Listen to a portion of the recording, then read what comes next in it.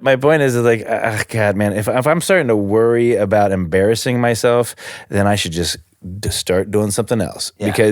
Because if you're not embarrassing yourself, then you're probably not entertaining anybody either, or not just entertaining. You're not showing any bravery. Right. It's like no risk, no reward. You know? Yeah, and I mean, like the reason why Mick Jagger looks, you're just like, how cool is that? I mean, look at his chicken dance and look at some of the stuff he wears on stage and what he does in the chicken dance. That shit is ridiculous. Okay, there's nothing cool about that, but because he's got the fearlessness to walk around and stick his lips out and wear a football like outfit with no pads and jump around like a chicken. It's the most ridiculous visual thing a human being has ever done, and you're like, that's the coolest guy I've ever seen. No, totally. Because he just doesn't give a fuck, and he's like, he's owning it. Yeah. Rise and shine, get out of bed, get ready for the day. Get a coffee from the deli and walk the riverbank. Be careful with your headphones on when you cross the FDR. Don't wanna be a casualty before you make it to the bar. Hi, I'm Elia Einhorn. Welcome to the Talkhouse Music Podcast. Here at the Talkhouse, we pair notable musicians for thoughtful, unmoderated conversations and release new talks each week.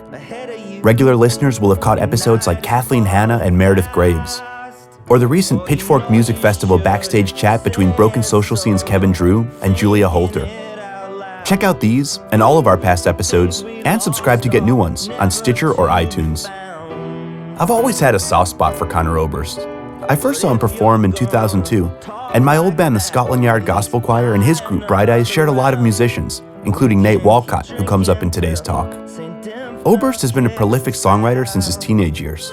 He made his name with Bright Eyes, but has also played in the punkier Desaparecidos, the supergroup Monsters of Folk alongside Jim James of My Morning Jacket and M. Ward, and released albums under his own name. Oberst co-founded both Saddle Creek Records, who launched bands like The Faint and Rilo Kiley, and Team Love, who put out Jenny Lewis and the Watson Twins. With his new solo album Ruminations, he's written his version of Bruce Springsteen's Nebraska, a man alone with piano, guitar, and harmonica, cutting recordings more unpolished and unadorned than ever before. The cover art even pays winking homage to Springsteen's minimalist masterpiece. Oberst recently told the Talkhouse he'd love to record a podcast episode discussing songwriting with a man he considers a current master of the art, Matt Berninger of The National. We loved the idea. The National formed at the turn of the millennium, but its members had been playing together in various under-the-radar groups since the early 90s. The band's rock is visceral and quite dark, with frontman Matt Berninger's lyrics depicting the everyman's small triumphs and much more frequent tragedies with poignant immediacy.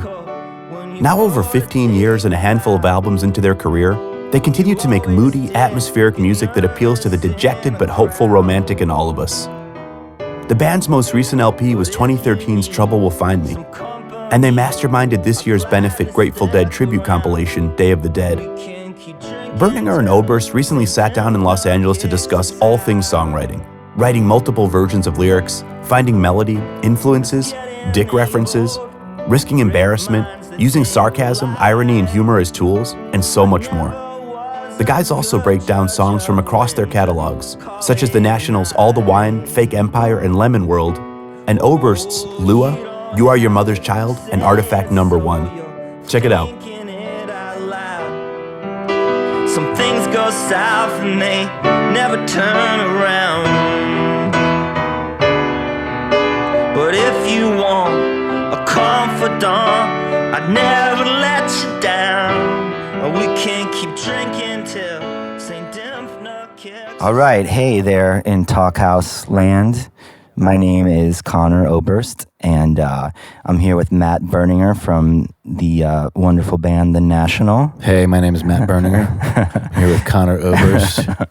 And so I asked Matt here today to kind of, catch up. We've met in passing a few times, but I was excited to talk to him under any context. But I guess the idea was to talk about writing lyrics for songs, because we have that in common.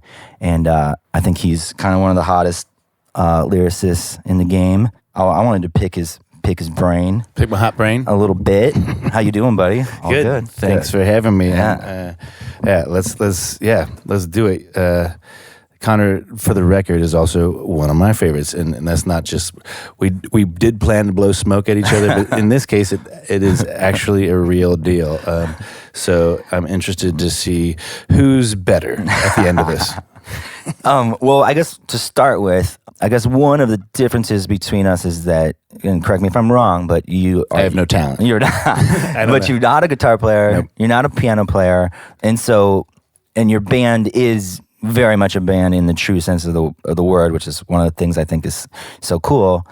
So I imagine it's a collaborative process, very much so, and it usually starts where the guys in the band will give you some kind of demo or something. Aaron or Bryce, but the way it's always been from the very beginning is Aaron or Bryce, who are the brothers, Desner brothers, twins. They work on piano sketches or guitar sketches, anything, just like little music thing, and they collect a bunch of stuff and stuff that they're feeling, they send to me, and I just make a big playlist of musical sketch ideas, put it in and start listening on headphones and just like sinking into it. And then I pretty quickly, in fact, now I didn't used to do this, but now I just like dump it right into GarageBand, and because it's on my laptop wherever I go, and I just like whenever I can, I'll just sit back and press record without ever listening to the sketch they're sending me and see what happens like the first time, and it's always terrible. But mostly I have this amazing job where I get to kind of lean back, drink wine, smoke a little weed, and I get to just free associate for a long time with this music. And it's usually rudimentary versions of songs that develop a lot, but I just kind of like wander into it, and melody and words and lyrics like slowly start to kind of find themselves, and it's a long, slow process. And so finding melody for me is an uphill climb. And does that come first? Like for me, I tend to sing like same kind of thing. I'll just like playing chords or playing piano, and then I'll just sing gibberish, totally, sounds until I have a melody that is solidified enough to start writing lyrics to. Is that the same? Yeah, with yours? Melody, there's as much narrative content in a melody, exactly, and the sounds of words sometimes than there are the actual words. Sometimes like a sound of a word actually is packed with meaning, and so always it's just searching for melody. And then once I start to find a melody that, because I'm not musical, meaning I don't pay attention or have any sort of thought process related to, is this C that goes into this thing? But that's good. Because sometimes that stuff can hold you back. Well, I'm a little blind to a lot of that stuff, so I have to kind of I run into a lot of walls, meaning like I notes that just rub all the time, and I'm trying to find melody. I'm just like, it takes me a little while to learn how to breathe the water of whatever song they sent me. And but I'm super patient with it, and I love that process. I love just sounding terrible and not knowing what the hell is going on musically for a while, and not knowing what I'm writing about, and just finding melody and sound. And it's the freest, most sort of like wandering into the darkness without. You hit trees and you trip over stuff, but it's you're making a song. No one's gonna get hurt, right? And sometimes I find like when you are sort of singing gibberish, like as you're creating the melody, you're right. You'll hit like a sort of some sound, or like some, like a lot of times I'll go back and listen to the original demo where I'm not singing any words, but there'll be a sound, and I'm like, what is that word? Or what does that sound? Yep. What word does that sound remind me of? Yep. And like you can get to like just like a weird starting point of like, oh, that sort of sounds like I'm saying this word, Because it starts you, if you, I want to ask you about that, because I do, listening to your music, most of the time it sounds effortless. The melody and the music sound like they came from a place that is, they are partners and they walked into the room together. I think, it feels like sometimes, and I don't know, like when you start strumming or playing piano and finding, a bit of music, from my ear, it sounds like the melody had to be right there at the beginning because it's just such a perfect compliment. Yeah, I mean, sometimes it'll happen quickly, and then sometimes, like you're saying, it's like a lot of meandering. Except I'm kind of, instead of meandering with a pre-existing demo of music, I'm meandering like on my piano or on my guitar. The few times I have made a song where I had a piece of music or someone gave me essentially like some music and I wrote the melody and words to, I found that incredibly challenging because you're not able to have control of the chords to get the kind of melody that maybe you want. For me, it's like if I'm struggling with the melody, I change the chord progression a little bit to get to something more interesting. So I was wondering, like, do you ever go back to like Aaron and Bryce and be like, listen, bud, like, this? Yeah, we do. There's often, I mean, a song will usually start from, and I cut things apart and like I rearrange. They'll give me stuff that has like 3 parts, that shifts or does a shift change or something,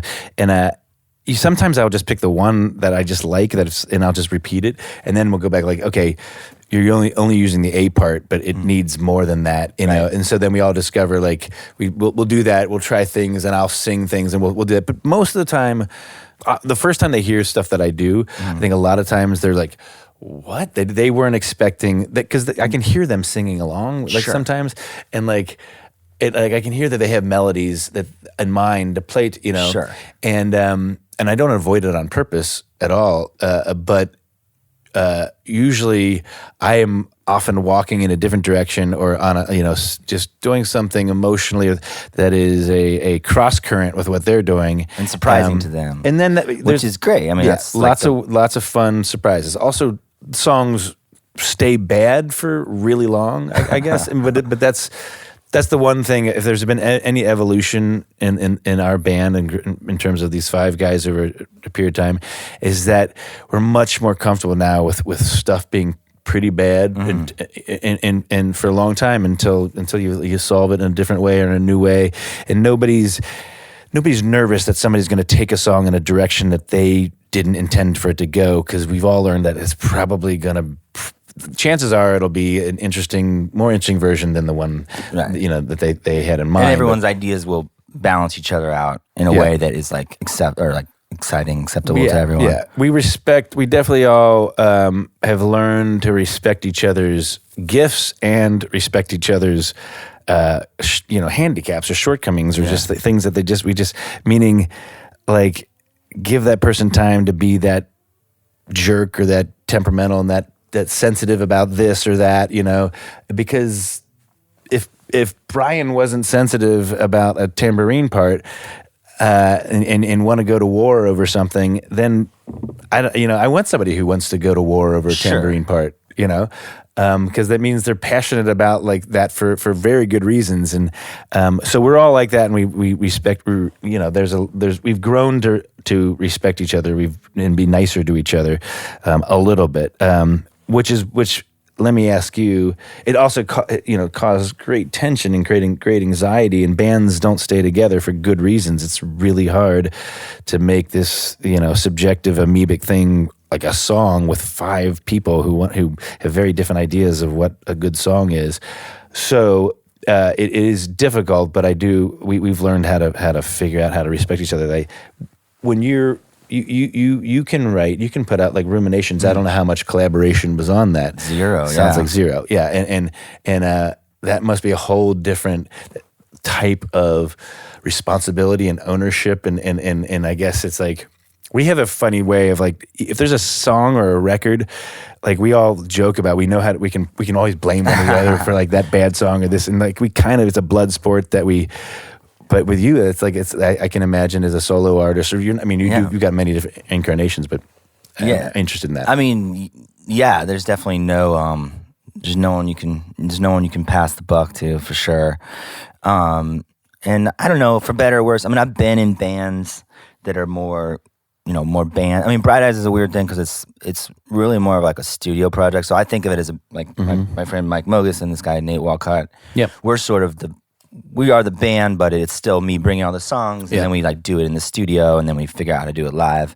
But it's really like a studio project. And then I'm in this band Desaparecidos, which is more just straight up kind of like 5 guys in a room, but they don't send me demos or anything. It's like we just like like old school jam really loud in the fucking basement, and I scream until we have something. And I'm there to say like, oh, like even though like the other guitar player writes a lot of like the parts, I'm still like right there at the moment of creation to be like, hey, wait, don't go to the G there, go to the other chord or whatever, just to like satisfy the melodies. But I guess, and I would say there's great things about doing it both ways, you know what I mean? Like sometimes it sucks to be the kind of the only one in the room. Yeah, I can imagine it would be. But you kind of 4 different versions.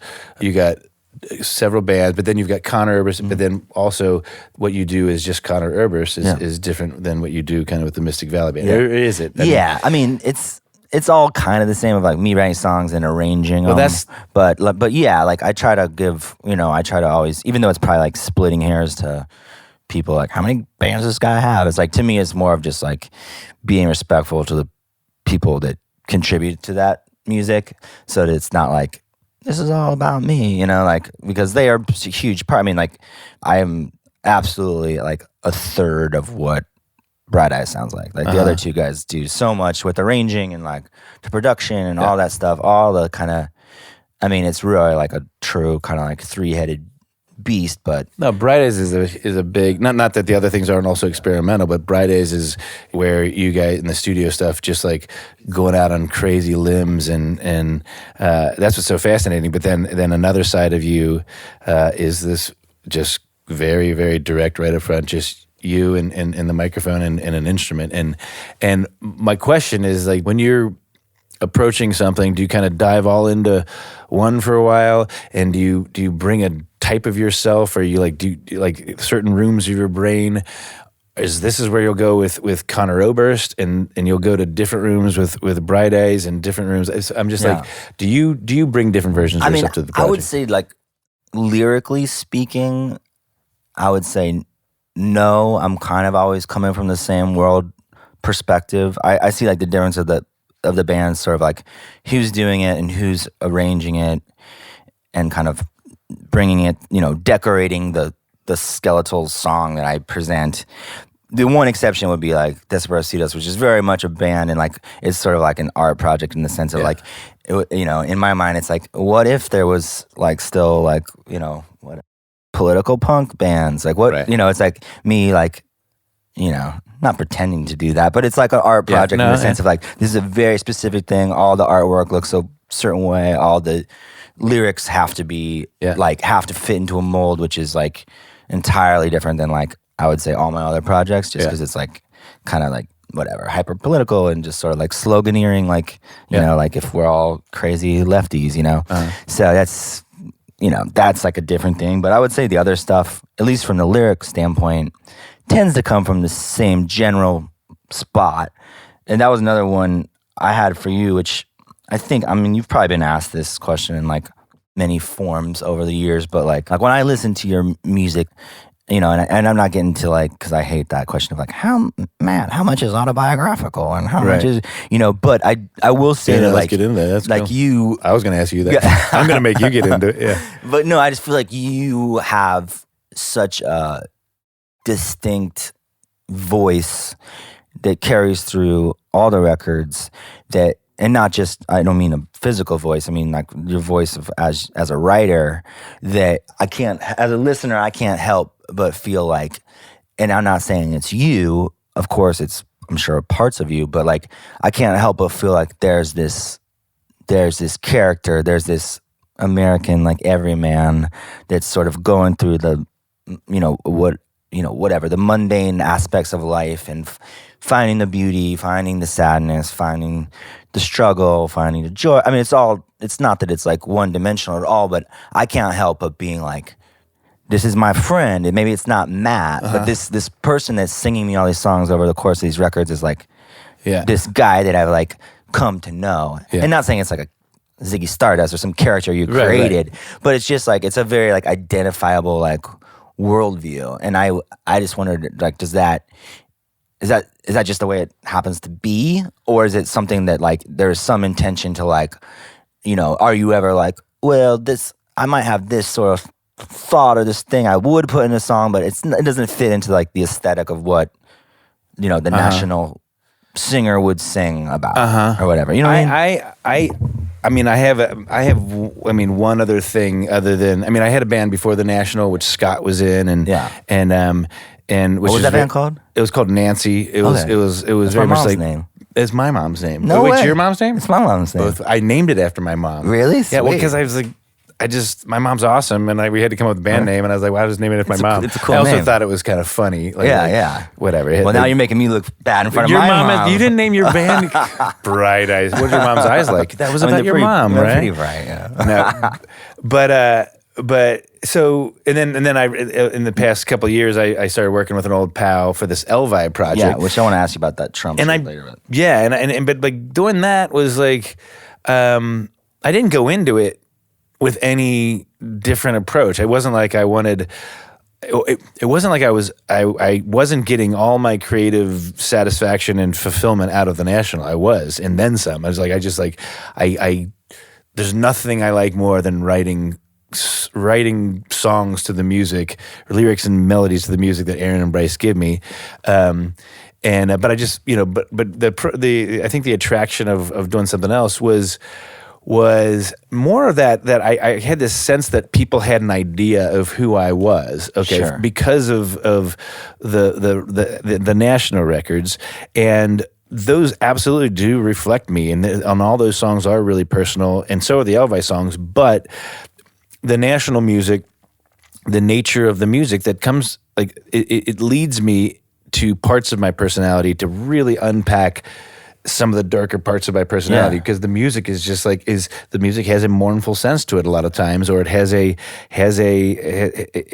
I'm sort of like reacting to I'm the second sort of I'm the reflection of the music. What I'm singing is not like That's interesting. They're giving you are of course you are. You're reacting to that. I sing along. I kind of I close my eyes and just blah, blah, just like gobbledygook, sing along, free associate. Sometimes words are there. Sometimes it's just the sound of my own whiny voice that I've tuned it to the right tone, and I feel like now I'm swimming in that water of that song. But I think I felt like an itch to just swim in some other water, meaning the music that Brent Knopf was given, we were trading back and forth, just has a very different chemistry. He's a very different type of musician, and it wasn't like I felt like I needed it necessarily, but it was just I was curious, and so the music it's a little more, it's like a little brighter, like a little more upbeat-ish. There's something that made me write differently. Yeah. Okay, so I don't like. There's a song on that record, and even this Trump song. Well,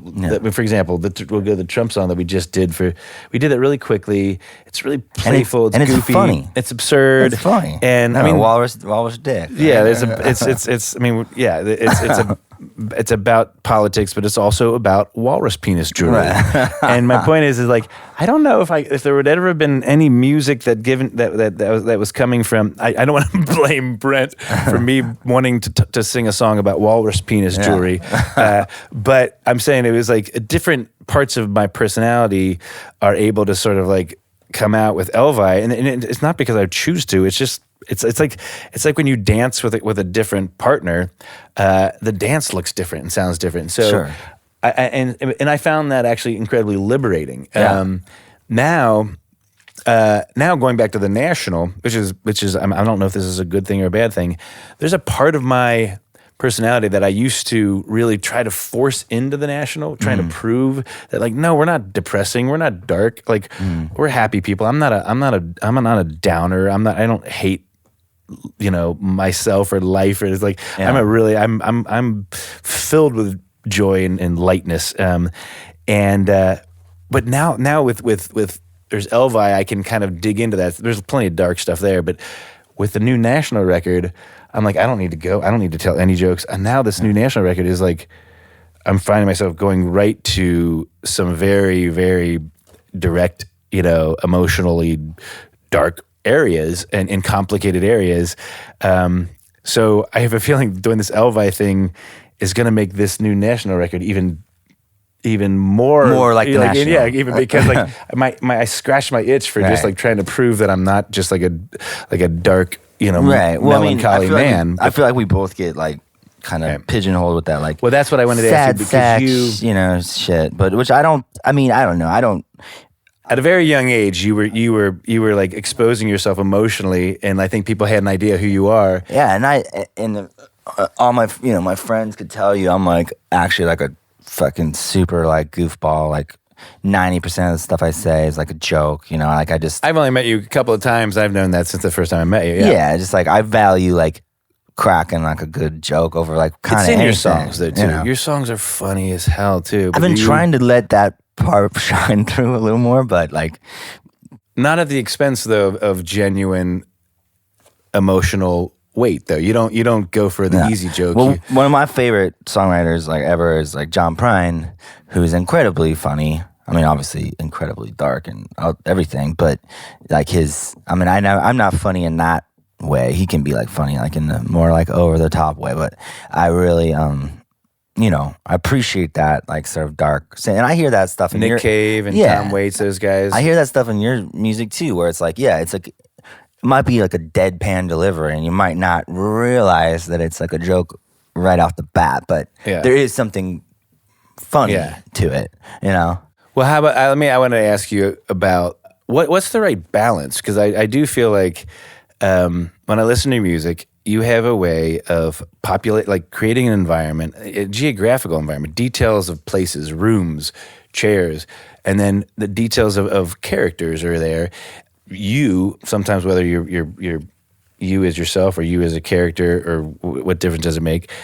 But you tell pretty complicated narratives, not rigid narratives, but this isn't at all refrigerator magnet poetry at all. It's like you can see there's a lot of loose adventure, like going off in this and tangents, but they're all serving.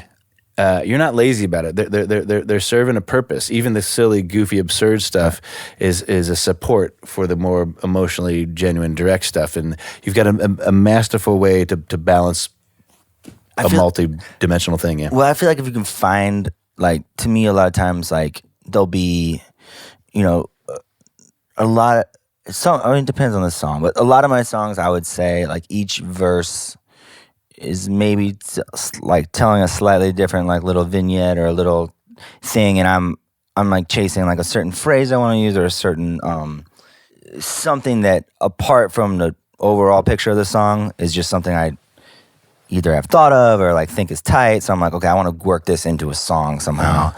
And then I guess the trick to me, or like I feel like a lot of my songs end up finding those sort of disparate little images or little observations and trying to find the connective tissue between them that is going to make it make sense as like a bigger piece. And like sometimes it works better than others. Like I feel like sometimes I can maybe tread a little too far into just sort of like nonsensical like free association areas. But I also like that stuff too, because I think I think it's cool when like I hear a word in a song that I was like, how, I never thought that I'd hear that word in a song. Oh, yeah. I was like, I got like a oscilloscope in a song a few years ago, and I was like, I was pretty stoked on that. I was like, that's it's like oscilloscope. It's like a beautiful word, but I've never heard it in a song. Maybe it is in someone. I'm sure it's in someone's song, but like those little things, like as just like a sort of. But you follow it up though. You do. You go out in these things that you clearly like. You are the playfulness of language, whether it's rhyme or a funny sounding word or like all the things that make language fun. You like to play with it all that way, but you follow it up with content. It doesn't always have to be, you don't always point back to the same point. Like I have this sense that, okay, if all the words I'm saying are contained within the 3-minute song, that's about as much connective tissue as you really need. That's what I think about sometimes. It's like, why does anything have to relate to anything else? It's just within a 3-minute experience. Right. Okay? It's relating by proximity almost. It's just in the same song. And you're forcing the listener to find, even if you're not exactly sure how they're going to connect it, they're being forced to, if they're like a cognizant, like interested listener. They're being forced to at least attempt to connect it, which also can have more interesting effects than even what you intended. It's But here, the thing is, which I think that you don't do the lazy version of that, which is basically just like throwing a bunch of stuff together. And some of my favorite songwriters do that all the time. You know, like Bob Pollard is I love the way he writes lyrics, but I can tell that sometimes it's just throw like, it against the wall. He's not really necessarily trying to communicate a real three-dimensional, weird, strange, abstract, but sincere idea. Sometimes it's just it's these bits of just thing that are just hooky and catchy, and you just can't help saying it over and over again.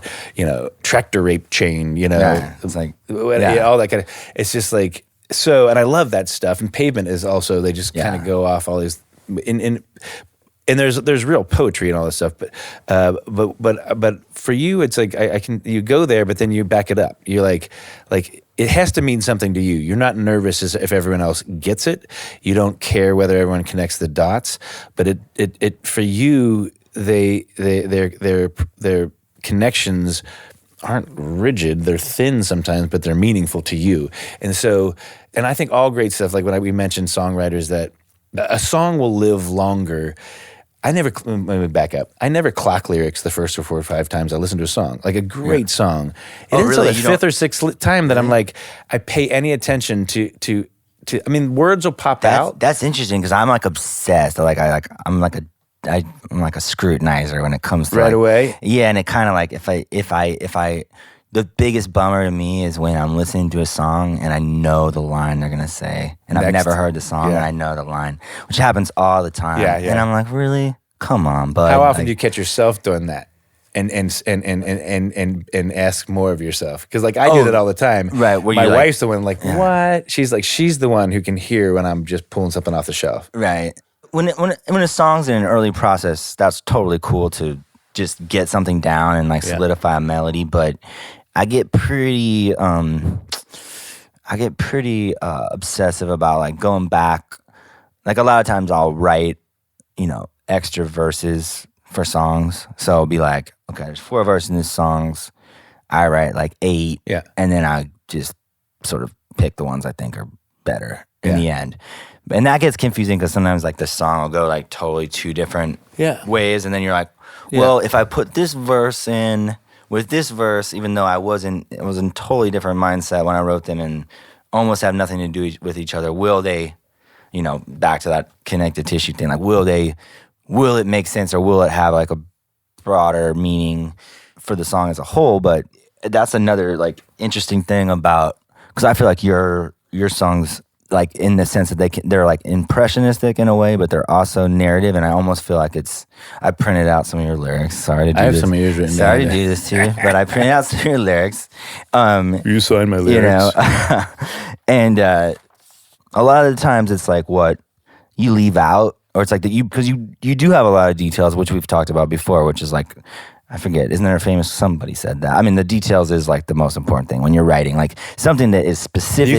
You can mention the color of a person's shoe. Yeah. And then you feel close to that person. That might be all you need. You're just like, if someone wears yellow shoes, you're like, I feel like I'm friends with that person in a tiny way, So other than saying like, he was this way personality wise, his shoes were yellow, like I got more out of that than anything you tell me about his personality. Definitely. Give us like a little thing. But I think what's interesting about a lot of your songs is like there's also like holes in what I would perceive, maybe it's just me as a listener because everyone receives things differently, but like the song Lemon World, which I love, of one of your songs, like, to me there's like this, that's like this full complicated like F. Scott Fitzgerald short story that's like living in that song. Like I mean, it's not there in the sense of like, I hear it as like,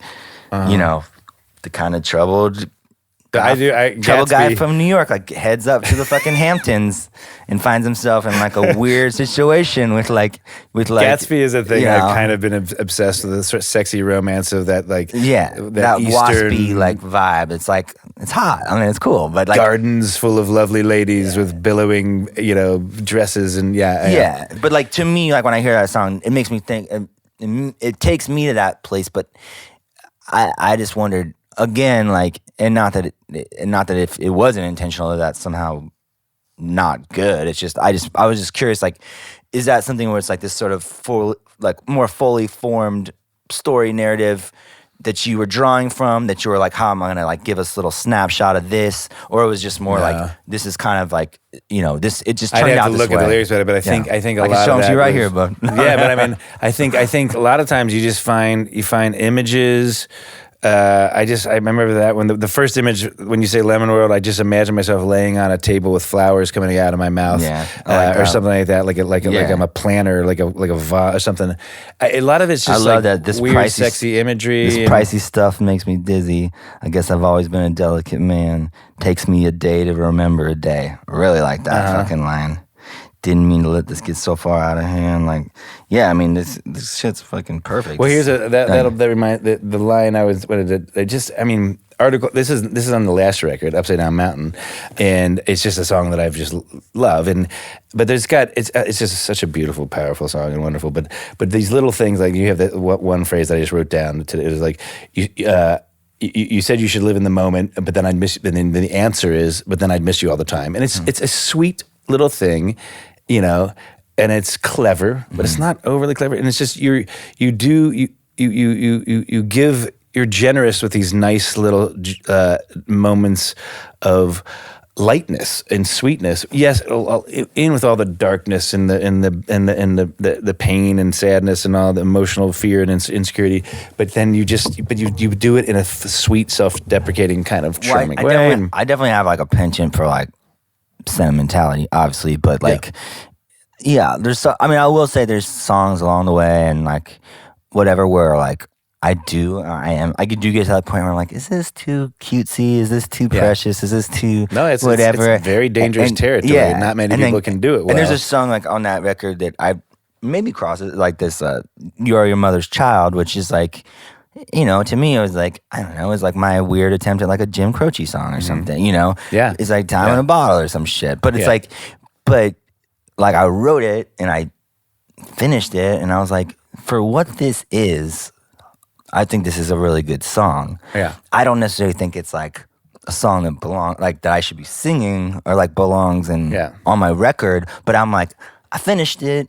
It's like it's a little tricky to write a song that's like that's not totally stupid.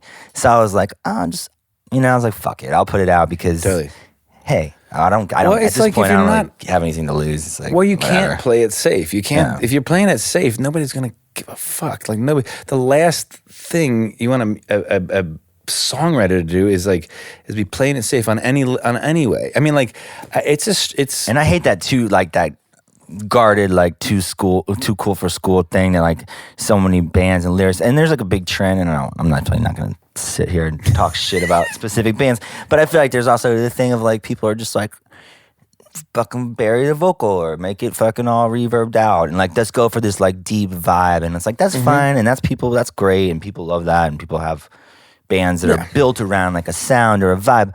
But as a person that really like loves songs and like deeply cares about like poetry, that shit is like fucking boring and really uninteresting to me. So I don't know. I guess I'd always take a risk on like some line that I might someday like be embarrassed of, than to like not. No, that's why. I mean, they were like Leonard Cohen is somebody. He's got a song, "Don't Go Home with Your Heart On," right? Oh yeah, and it's like Death of Ladies. It's a pun. It's about your heart on your sleeve, and it's also about his dick, you know. And it's like more about just his dick, and it's like I think, and that's Leonard Cohen. Like people like one of the most poetic things, and he's singing about his boner. Yeah. I mean, you know, sorry, Talkhouse, but I'm like if Leonard Cohen can talk about that, you know, then like what am I? I mean, like I've actually gone too far into all the dick references. There's way too many in there's one in my where material. Like up on a table, I think. I remember that one. Of them. There's a lot, but my point is like, God, man, if I'm starting to worry about embarrassing myself, then I should just start doing something else. Because if you're not embarrassing yourself, then you're probably not entertaining anybody either, or not just entertaining. You're not showing any bravery. Right. It's like no risk, no reward. You know? Yeah, and I mean, like the reason why Mick Jagger looks, you're just like, how cool is that? I mean, look at his chicken dance and look at some of the stuff he wears on stage and what he does in the chicken dance. That shit is ridiculous, okay? There's nothing cool about that, but because he's got the fearlessness to walk around and stick his lips out and wear a a football like outfit with no pads and jump around like a chicken. It's the most ridiculous visual thing a human being has ever done, and you're like, that's the coolest guy I've ever seen. No, totally. Because he just doesn't give a fuck, and he's like, he's owning it, and it's like, so there's some stuff about that, but then there's also, you run the risk of falling on your face all the time. Thank goodness, and like you do from time to time. And Bob Dylan has some of the worst records ever put out. I mean, he does. I mean, like that was my other. As you brought up, like, because I wrote. I mean, I told you, like, my obviously Prine, Dylan, Cohen, kind of go without saying. But I was curious. The set aside production, the set aside the music in general. I'm talking just straight poetry, straight lyrics, like straight heat. Are there, like, who are the people, like, if they're modern people, who are the ones that, like, even if, like, it's, you don't love all the records, but who are you always like, I need to check out what, if a new record comes out, like, you mentioned Bob Pollard, but like, or someone like where it's like, I'm going to check out like whatever the fuck they put out because I'm interested in like the words they're going to say, or conversely, if it's an older artist that maybe you discovered who were someone where you were like, once you got like tuned into their wavelength, you were like, I'm going to go check out all their records, like go back in time and find, like, I guess I just mean like, who turns you on? I mean, right. I mean, the current company notwithstanding. No, absolutely. I won't. I mean, it's funny. It's like I will. Nick Cave and Tom Waits and Leonard Cohen. Yeah. Fantastic. For whatever reason, those guys have always been the thing. And Cat Power though is somebody that like Sean Marshall just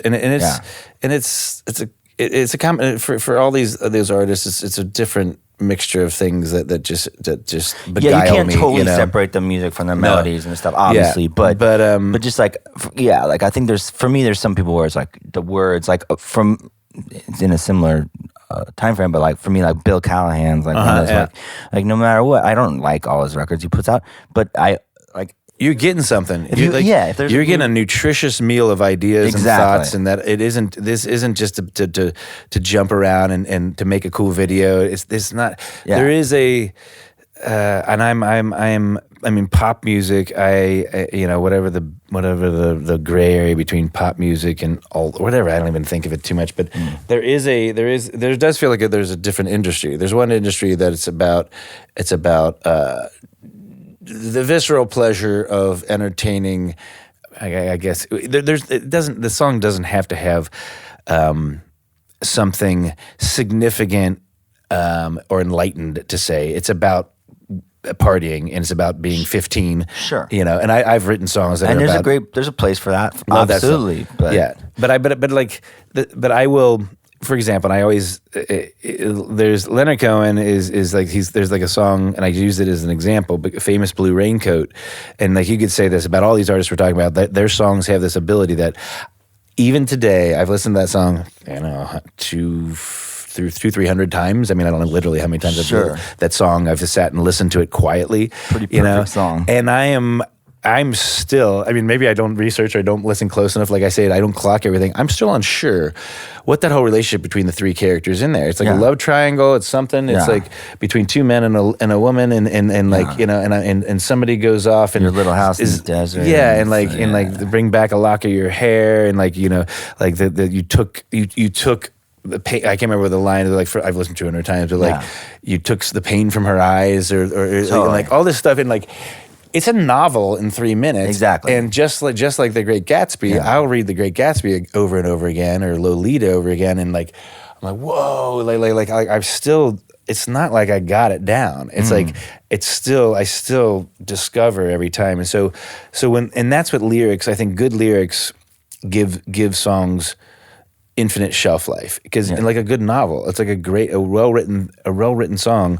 that, like you said, doesn't connect all the dots. Not purposely. It's not like you're leaving stuff out to like to make Mystery, people do work. yeah. It's more of like the closest you can get to a real idea. Sometimes is an approximation. You just get next to it. You'll never get on top. And you of only it. got 3 or 5 minutes for the song anyway, so you can't sit there and read a novel in that time. You're getting a snapshot.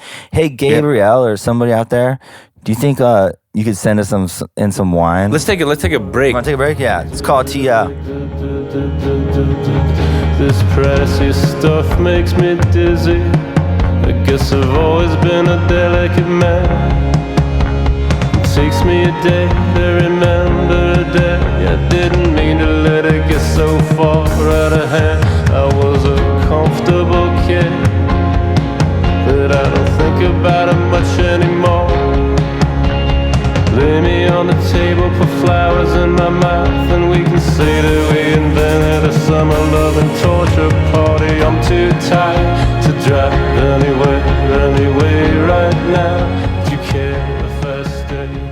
You can put on. So yeah, as we refresh our Cocktails here, our cups of wine. So first national song I ever heard was All the Wine. Blew me away. Appropriate, well-timed question. Yeah. I was like, I do this. I do this for a living. I'm like fucking Mark Maron, bro. I'm just like all I do. But no, obviously this could be, again, just someone's own impression. When I heard it, I was like, this is really interesting and cool, because to me it sort of read like like in top 40 music, how there's like this constant self-affirmation vibe where like every song, like every Katy Perry or da-da-da, it's all like, this is my anthem, this is my fight song. It's all like very like I am me and let's go, like me against the world. And self-reaffirmation concept. Yeah.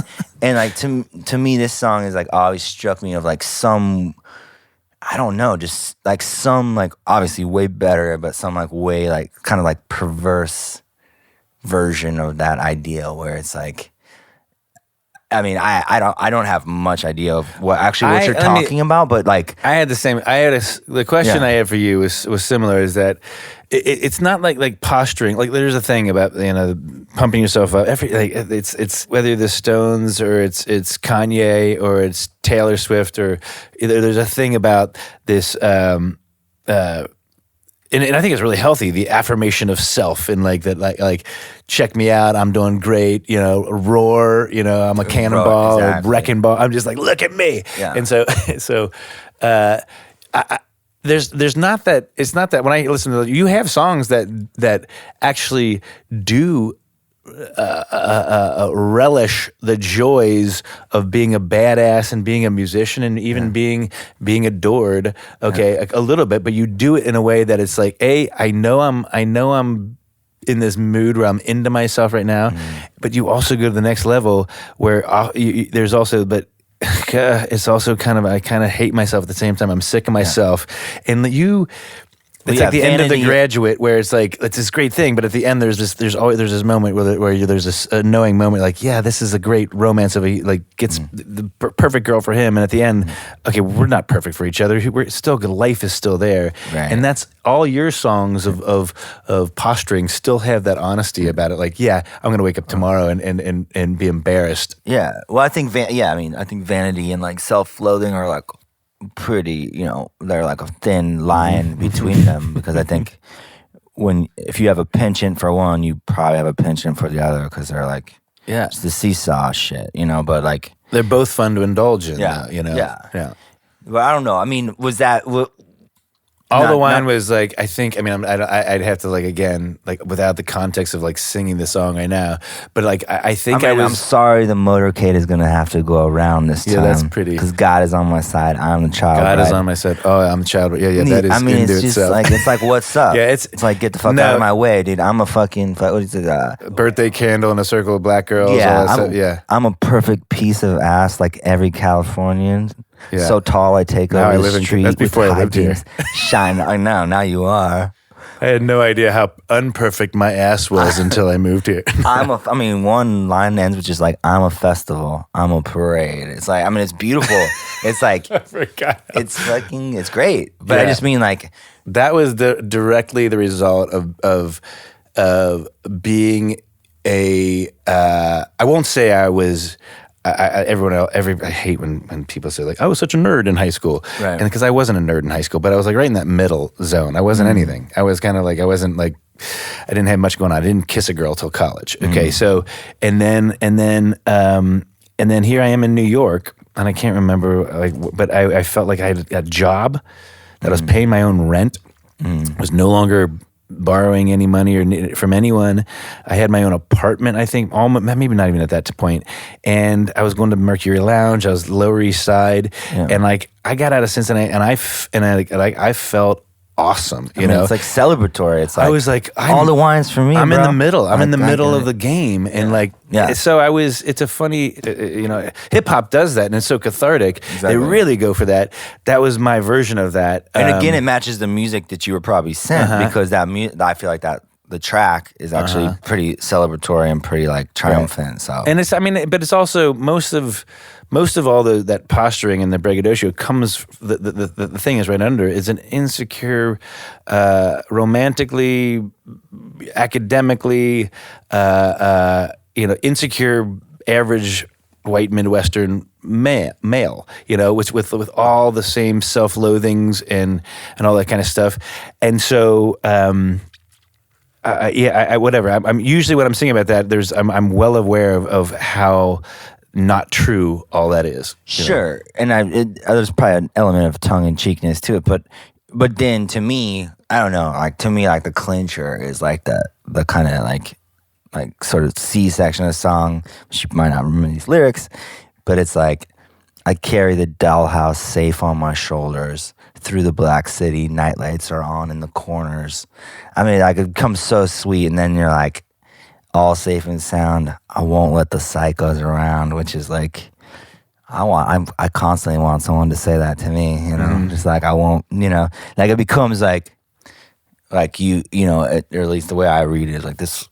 You've accumulated, this person has now like stepped in, like accumulated all this power, within themselves, and like, kind of what are they going to do with it? They're going to like protect somebody they like care about, which is, I think, I mean, and it's usually the person I'm trying to protect is me, is my own being discovered as an idiot or as a sick fuck or as an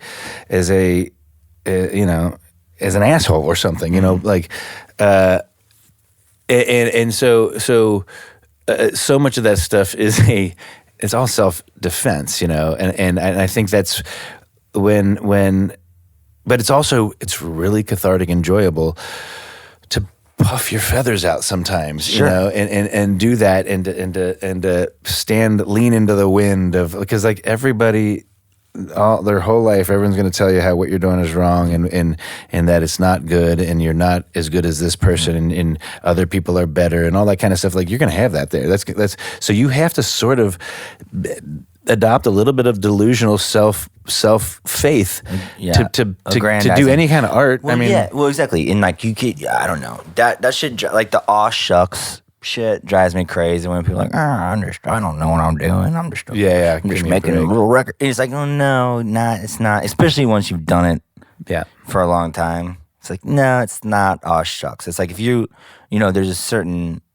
I remember people like throwing a constant critique out about like our band like early on like Bright Eyes, where it's like it's so pretentious and it's so like da da da. And I'm like, well, you have to care about what you're doing, because if you don't care about what you're doing, then why the fuck that's should what anyone else care? I wanted to ask you about a couple of things because you do. I do believe. I mean, like you're being clever sometimes. You're being sarcastic, ironic. You use all types of things, the tools to tell a good story and to sing a good song. And sometimes you don't overthink, and it's just like free associates. You can tell you go to all those places.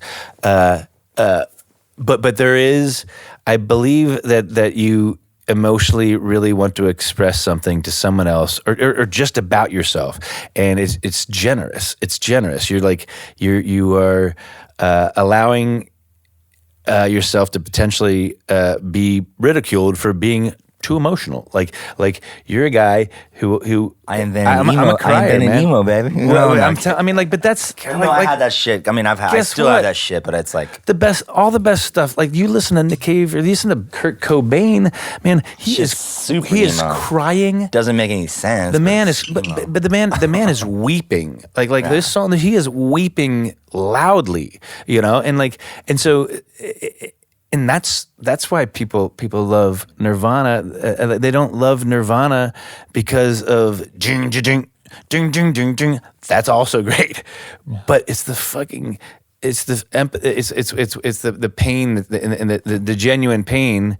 Unfortunately, that was in that man that you feel he's sharing that with us, and it made so many other people feel less alone. Exactly, including I'm sure you and me, which is such a thing. It's like to find that universal thing that's in all of us. Like, I mean, I always feel like you have to, empathy is like such a big part of like being a writer, or at least the kind of writer that I would want to be. It's like where you can, whether it's not, they don't have to have the same experience, but they can sense that this is a universal, like, to me, it's just like the human condition. Like, we all are here, not to get all Buddha on this shit, but we're all here. We're like, it's all temporary. We're all like suffering in our own ways, and we're all going through the sort of like little brief moment we have on this little marble floating in nothingness. Yeah. Exactly. And like, so how do you make yourself feel better? And for me, it's always been like music and like connecting with somebody that maybe had a shared experience. Like, even if it's not exactly the same as mine, it's like, maybe they can understand sort of where I was at when I was singing. I always tell people this, like in interviews when they ask me about shit, like the autobiographical shit.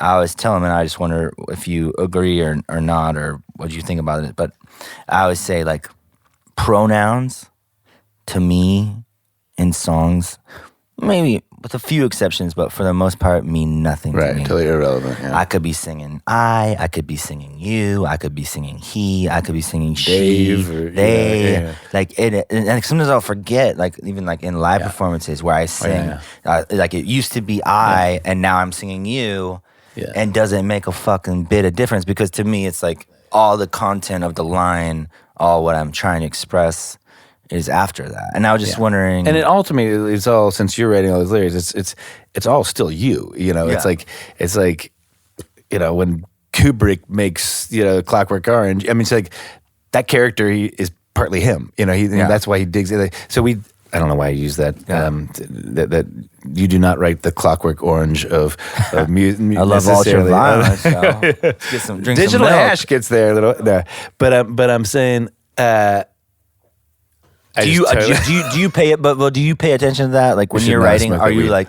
I mean, obviously, there's some songs that are more character driven, where it probably does matter whether you're saying like he or she or.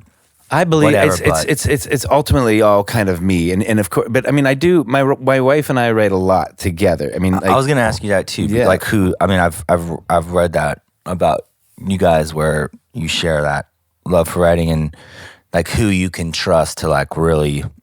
Only sounds her. Like her. It sounds like her. I mean, and not only her because she's the only one I trust, but it takes a long time to trust somebody, and no one else has the time to get that close. Right. And she knows me better than anybody else because we've been so close. And she's a writer herself. And she's a writer. And she's edited for a long time at the New Yorker and stuff. So she's qualified for the job. I trust her. I mean, I trust her. She's not always right, and all these things, and we fight over things like and sometimes I'm like, what? It's not supposed to. It's supposed to be one of those dumb off the shelf lines. Mm-hmm. I want it to be that line that it sounds like it's from 10 different songs. I want it to be that for a reason. And then sometimes I make a good case for it, and it works. Like there are sometimes you'll go to a trope because it's you're talking about. You sing this cliches one, for example, REM. This one goes out to the one I love. Just the phrase is this goes out to the one. It's like, but wrote a whole song and he just repeats that almost over. That's almost the only lyrics in it. Michael's got some cool ass. No, I know, and like lyrics. you can this shit's so he goes weird, all over, but then he'll come right back to that. Yeah. So something right up Broadway like that. So, but I am so lucky to have her because when I know when we both like it, we're like, yeah, we're never gonna feel never gonna regret that one. Even if people hate it, you know. She's ultimately, if she likes it and I like it, that's as close as you can ever get to being sure that it's good. Yeah. You know, and that's my thing. It's like I have to genuinely love something before I put it on a record and put it out. Yeah. And the few times where I was like, yeah, it's not my favorite, but let's go put it out anyway. Yeah. I always regret that. You know, right. I always regret that. It's like, what, you didn't have to. That one wasn't done. You know, and like. What, the record should have been shorter, and you should have like tried harder or something. But but I wanted to ask you more again about emotion and stuff, and I want to ask you about your voice, and how. I mean, you've got a voice that you can do a lot of different things with it. Okay, and I was watching. I don't know if this is gonna be funny to you, but watching Michelle Obama's speech, you know, a week and a half or so ago, I cried, and just you know, and there's something about there's something her emotion. Some people have voices that control, but some people's emotion kind of gets right up in that zone, right up in the top of the right at the brim up there, and like everything they say comes through it, and a lot of times it's like, and I don't think it's. And of course, you know, when you're singing a song, you know what you can do with your voice, you know, and you can know how to turn it this way and tune it that way. But there is a thing that there's some things you just kind of can't fake and force. And I don't. You and Michelle Obama have a quality about your voices where it's like, I don't think it's an affectation. It's actually because the emotion's real, and that's why it sounds that way. Well, that makes sense. Yeah. Well, that's the funny thing. Like, you guys should start a band. Amazing. Yes. Michelle, if you're listening, no, but yeah, I feel like I got that criticism a lot. Like when I was starting out, where it's like, yeah, it is an affectation. It's like, oh, is this, you know, whatever. And to me, I was just like, no, it wasn't. I couldn't sing. I didn't know how to sing, so I was just my like weird sort of screamy vibrato vibe with like whatever was just based off the fact that I couldn't sing. B, it was, you know, to some degrees like emulating singers and shit that I liked.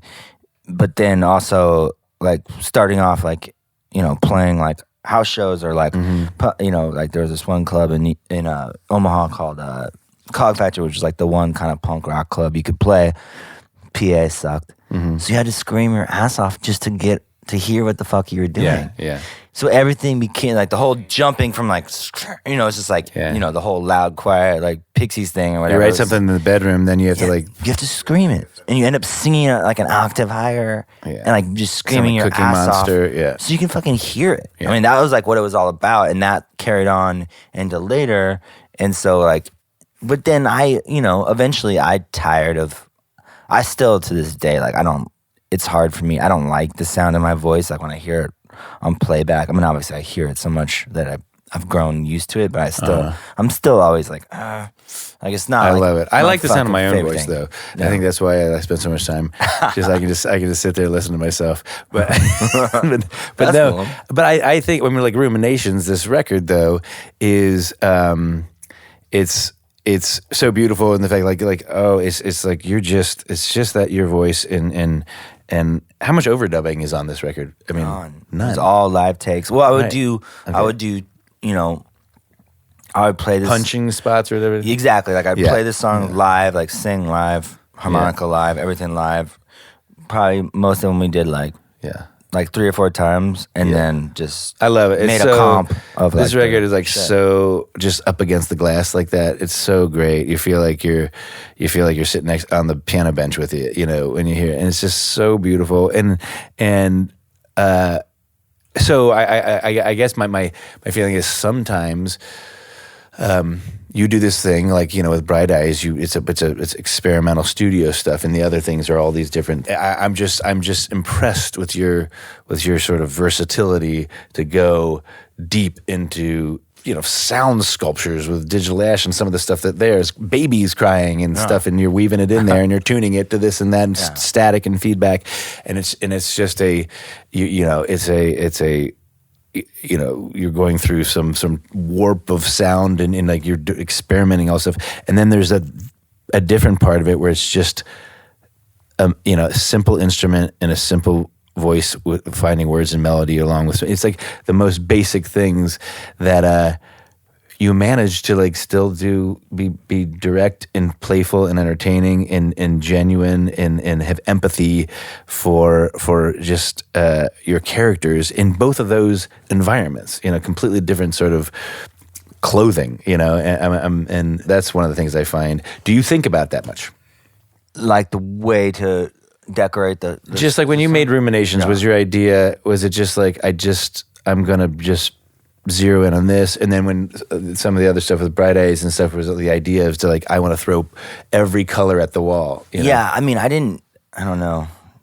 Ruminations basically they're my demos recorded very nicely at our nice studio. Yeah. But I had every intention of making them into like a record. And then the guy from the label, this guy David Byther, who was like, I'm on this label, None Such, is a sweet label, and he's an amazing dude, and he was just like, yeah, that's it. He's like, this is it. This is the way it should be. And I was like, really? He's like, yeah. Did Mike work with Mogus would do this with you? I did it with this guy Ben Brodeen, who's like our engineer, and then Mike mixed it, but the mixing of it was obviously pretty minimal. Because it's like 3 microphones. But yeah, so I mean, it was I guess it was just like stopping the process before it was gonna start, Well, that's like Elliott Smith. Elliott Smith is somebody who I'm just obsessed over. Like in the same, you guys are right next to each other in terms of like, there's something about, I feel like you guys are kindred. But then like he's got these records that are just like, just really built and just like these palaces of harmonies and levels and stuff. And then he's got Either Or, which, and like stuff like that. And well, the difference between me and Elliot was that he actually, I believe, did you know him?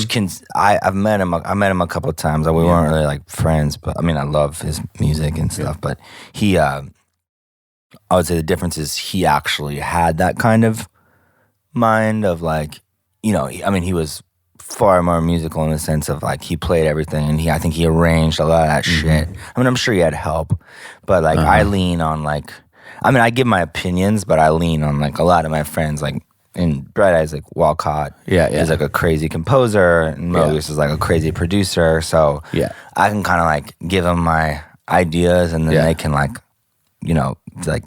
actually make them a reality.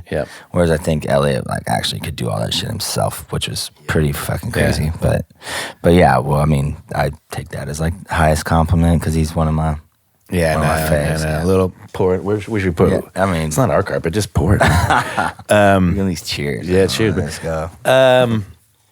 Yeah, I think. In closing, I don't know. Well, I want to be. Yeah, no. I was gonna say we should wrap it up because we probably have taken up enough of your time. But my last one, I can go as long as you want. But I'm glad I got my Michelle Obama connection in there. But. My last one I printed up. I was just trying to. Matt and these guys have like too many fucking good songs, so it's hard to bring them all up. But Fake Empire, which I'm sure you've had to fucking talk about a lot. No, you talk about whatever. You can ask whatever. All I want to say. I actually don't. All I want to say with this one is like, that had to feel good, bud. Like when you wrote these down, that had to feel good. Meaning when I wrote them, or what happened with that song? I just mean these lyrics are like, there's so few of them, but they're just, they're kind of perfect, man. Like I do remember feeling your shiny city with our diamond slippers on, do our gay ballet on ice, bluebirds on our shoulders. This shit's like I use a lot of bluebirds on shoulders. Actually, the last song I wrote has bluebirds on their shoulders blowing their brains out. The Trump song. I heard that. I wonder song. if I'm trying to. That's my 2 most political songs have bluebirds on shoulders. I didn't realize you like Fletch 2. You ever seen that movie? Speaking of Fletch movies, 2. Fletch 2. What happens in 2? 2, he goes to the south and he like inherits his like aunt's. Check it out. It's pretty I don't good. think I've seen But Fletch 2. there's a great sequence where he has like cartoon bluebirds on his shoulders. You're like, Oh, really? Yeah. you'll Yeah. like That's it. my You'll that's like my it. jam. But yeah, I didn't know. Put a little something in our lemonade. Well, let me ask you. I mean, I think I did. I think I may have given myself a high five after I finished those lyrics. But same thing, Lua, though. Like that's a song for talk a little bit about that. That one was like, because I was similar to you, like from the Midwest, fresh off the boat. I moved to New York January 1st. It's like what happens after all the wine song that I was talking about. Yeah. That's like you follow it all the way till the next morning and everything. You go all the way with these two characters and these people in this moment, and it's like they like. I can hang with that the night those people have over and over again. And as you can attest, I'm sure, from being like a Midwest kid, like in New York, it's like I think there's this honeymoon period, which for me lasted, probably a good 2 years or something, where I was just infatuated with the city. Like it was everything that I was not from. It was everything that I needed to escape from. Like my town was too. We had a weird thing where like all our friends and shit, we kind of all like, not to like toot our own horn, but like shit was like popping off, which you'd think would be great. Like, oh, like success story, like label from Omaha, and all the bands are getting popular at the same time, which sounds like it should be awesome, but kind of a fucking nightmare for your boy. Like I was just like, I gotta get the fuck out of here. Yeah. So I was like, moved to New York. Not to like necessarily like get famous in New York or it was just like I gotta get the fuck out of my hometown because it's too much.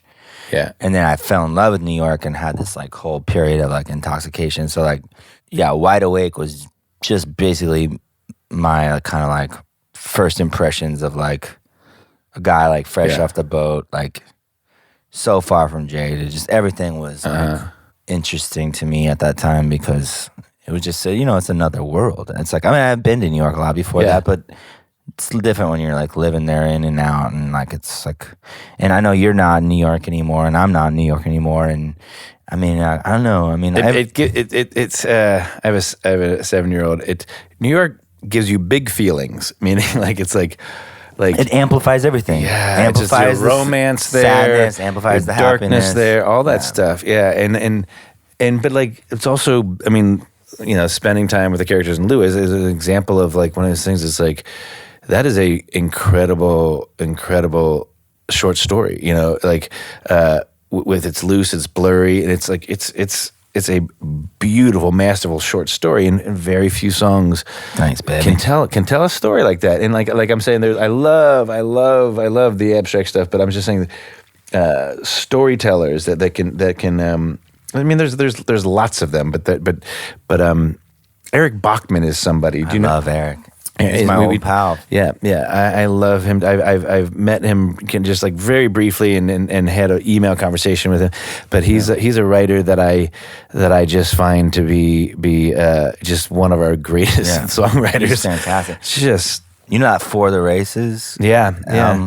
No, I know, and he's somebody that can go to all these like really directly, brutally beautiful, honest, emotional, genuine places, and then just I don't know, somehow just like open up the windows and let all the warmth of just it's all okay or something like that.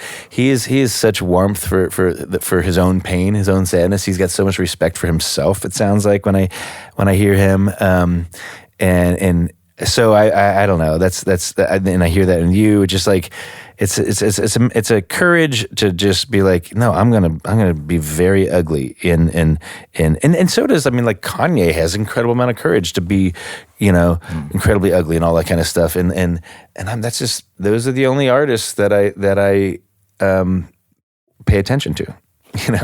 I mean, I enjoy a lot of other art. I don't pay that much attention to it. Meaning I don't tune in case I just make sure I don't want to miss something, Right. And I usually don't go back to many artists and say like, I know I'm going to even learn more this time. Yeah, I'm just going to have a whole different experience when I hear that song this time. There's there's only a handful. There's a lot of things, unfortunately, that like you hear it once or maybe twice, and you're like, okay, I got it. Yeah, great song. I see what you guys are going for, and it's fun. It's fun to sing too, but it's not. I mean, that to me is like a big, selling point for like just music I like or like sticks with me is like it has to be something that like unfolds over time or that gives you, the 5th, 6th, 10th time you listen to it, you still are like discovering another little line. Or like, it's like it unfolds like slowly. It's like that is like I don't know. It's like a nice thing.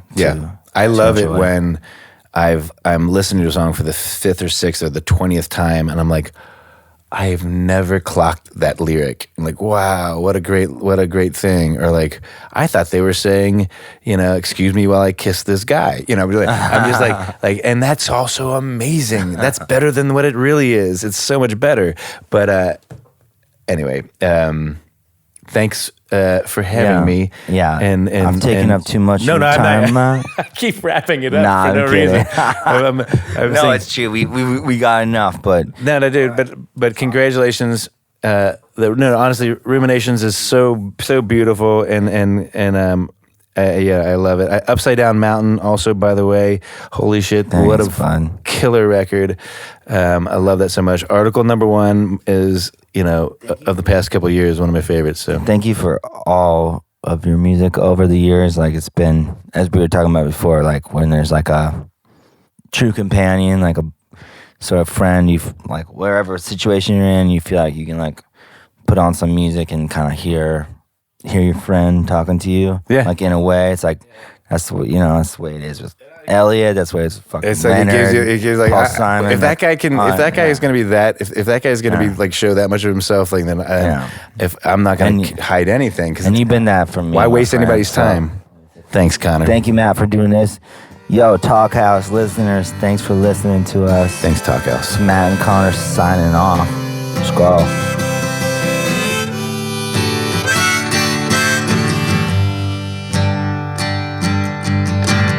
We started drinking the Kool-Aid. We were taking the bait. We were talking the big talk, never playing it safe. Looking good as Jane Fonda on a Vietnam tank. Can't get something for nothing, have to energize your base. But she was young enough. Hi, I'm Elia Einhorn, and you've been listening to Matt Berninger and Conor Oberst on the Talkhouse Music Podcast. Subscribe to Talkhouse Music and Talkhouse Film podcasts on Stitcher or iTunes. Today's show is mixed by Mark Yoshizumi. Upcoming episodes include Tori Amos in conversation with Shirley Manson of Garbage, and George Clinton chatting with Soul Clap. Till next time.